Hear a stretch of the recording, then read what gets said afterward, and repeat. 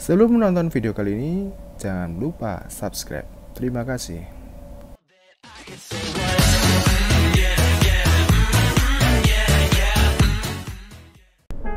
Pada hari raya Idul Adha, dengan meneladani kisah Nabi Ibrahim dan Nabi Ismail, umat muslim di dunia dimulai pada tanggal 10 Zulhijjah melakukan penyembelihan hewan kurban.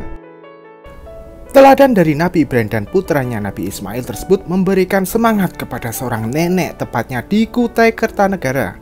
Seorang nenek berusia 71 tahun bernama Sumiati memberikan contoh teladan yang baik buat kita semua untuk berkurban. Hari Raya Idul Adha 1441 Hijriah tahun 2020 ini merupakan lebaran kurban yang spesial bagi Sumiati. Hanya bekerja sebagai penyapu jalanan, Sumiati mampu berkorban 1 ekor sapi dan 1 ekor kambing. Bukanlah melalui proses yang singkat, melainkan membutuhkan perjuangan selama 15 tahun untuk menabung dan merealisasikan niat untuk berkorban. Hal ini tidak lepas dari tekad dan kesungguhan niat yang ia tanam selama puluhan tahun hanya berharap ridha Allah Subhanahu wa Ta'ala. Setiap hari di bawah terik matahari, Sumiati tanpa lelah menyapu sampah di sepanjang jalan Kiai Haji Ahmad Muhsin Tenggarong. Meski gaji yang ia terima hanya cukup untuk kehidupan sehari-hari, tidak memupuskan tekad Sumiati menabung. Sumiati mengaku menjadi penyapu jalanan sejak 21 tahun silam. Besaran upah yang ia terima saat itu Rp150.000 dan hanya mencukupi kebutuhan rumah tangganya. Setelah beberapa tahun bekerja dan upahnya meningkat, barulah ia bisa menyisihkan untuk ditabung. Ibu 4 anak ini menyisihkan upah kerjanya dengan dibelikan emas sebagai tabungan. Selain sebagai penyapu jalanan, Sumiati juga berjualan makanan ringan di kawasan Pasar Seni Tenggarong untuk menambah penghasilan. Sebelum berjualan, tak jarang nenek Sumiati mengambil kerja sampingan sebagai tukang cuci pakaian untuk menambah penghasilan. Sebagian digunakan untuk hidup sehari-hari, sebagian lagi ditabung dan dibelikan emas.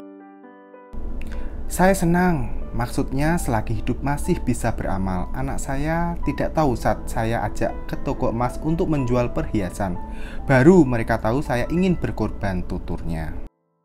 Sementara itu, anak kedua dari nenek Sumiati, Heru Madianto, mengaku terkejut saat sang ibu mengungkapkan ingin berkorban. Mendengar sang ibu mengungkapkan ingin membeli sapi untuk berkorban, ia pun terharu. Ia mengaku sang ibu menjual emasnya sekitar Rp19.400.000, kemudian ia mengantar sang ibu membeli sapi seharga Rp18 juta. Semula niatnya hanya ingin membeli 1 ekor sapi, namun sang ibu masih ingin membeli 1 ekor kambing lagi.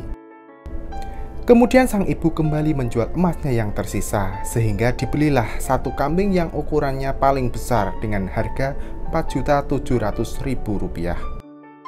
Ibu saya maunya yang besar, sehingga dibelilah kambing yang besar.